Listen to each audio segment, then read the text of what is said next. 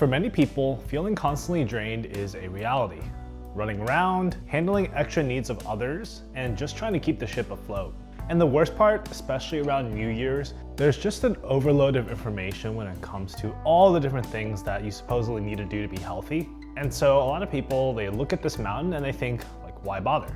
There's already posts out there that I'm seeing about how the New Year's gym rush is not as apparent as last year, and there's a lot of comments saying like, yay, more time for me, but that also points to a sad reality of maybe people not having as much hope as they used to that they really can achieve their goals. People that have failed many, many times over to achieve their New Year's resolutions. So now this year, they're just thinking, why bother?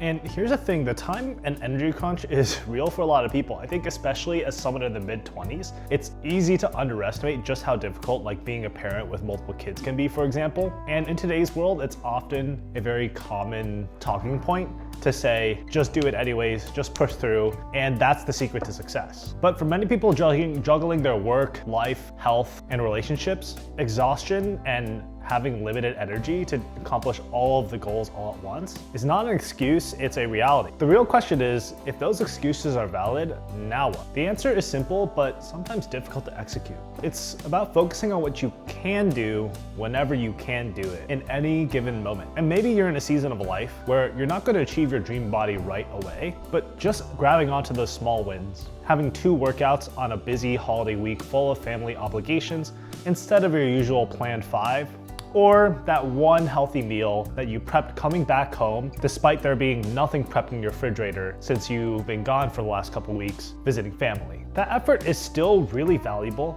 and is much better than nothing at all. In fact, it sets you up for when you do have the space and time in your life to really push after those lofty goals. And the way it does this is by making sure that you don't fall as far into the opposite side as you would have otherwise. So in today's video, I just wanted to talk through a few mindset tips that helps make sure that you maximize your chance of achieving your long-term goals in fitness by minimizing losses in times when you are not able to do it all. Tip number 1, when you're on limited time and energy, spending that energy cooking in the kitchen to make meal preps for the week, or to even just home cook one extra meal that you otherwise would have gotten takeout for, is worth much more towards your fitness goals than an extra workout. Especially for those of you like me who have gigantic appetites, just winging it and eating whatever is not gonna cut it, and you're going to regain any weight that you lose by exercising. When I first began my weight loss journey in 2017 and 2018, I tried really hard to lose that weight and reach my goal by just running. I had just read David Goggins' book for motivation,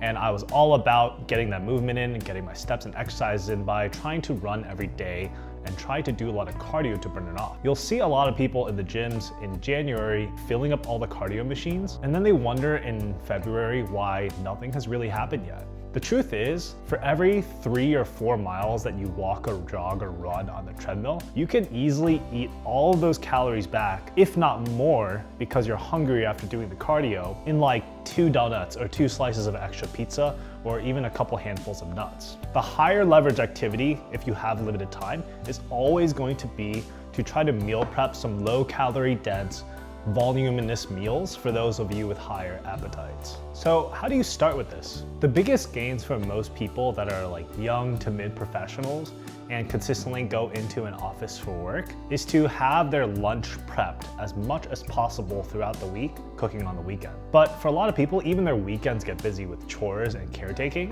So it's really important to try to simplify the ingredients and steering clear of like really fancy, complex recipes that you see on Instagram, or dishes on YouTube that require more advanced or intermediate cooking techniques in order to execute. So that's where channels that focus on things like slow cooker meal preps, instant pot meal preps work really well, because these tools don't take a lot of skill in order to execute dishes, because the heat mechanism is pretty simple. You just throw all the ingredients in and you press a button. And focusing on meals that leverage low calorie dense flavor, such as like sriracha or some things you can replace with 0 calorie sweetener, work really well for this as well. And the last thing I'm going to talk about in this video is not a physical thing that you can do, but more of a mental trick in order to keep you going throughout the year. It's to shift your metric of what success means.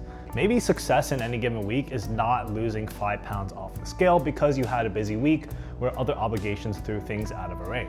For you, winning is consistently showing up in those weeks and moments where you actually did have the time to go and cook a healthy meal for yourself or go and hit the gym. Having that one healthy meal ready at lunch that you were able to bring out and heat in the microwave instead of going out and eating takeout. If you're able to keep this mantra going in your head throughout the year, despite the busy seasons and ups and downs of different things that life is going to throw out at you in 2026, this will make sure that you make the most progress towards your goals, not just because you were able to follow a strict plan, but because even in the times when you weren't really able to push it consistently towards your goals, you still did what you could to minimize the drawback and the rebound towards a weight that you didn't want to be in. Your time and energy are often needed elsewhere. The answer is not a complex plan that you have to follow to the T, and if you don't, you'll feel guilty about not accomplishing it and decide that fitness and being healthy is not for you. It's more about just like, can you prep that one extra healthy meal? And if that's the only thing you were able to do that week, it's still a win. With that, thanks for watching. I hope your 2026 goes really well. Best of luck to you. And subscribe if you want to see more posts from me. I will be giving more ideas and concepts and eventually going into more recipes as well to inspire a better you. Bye-bye.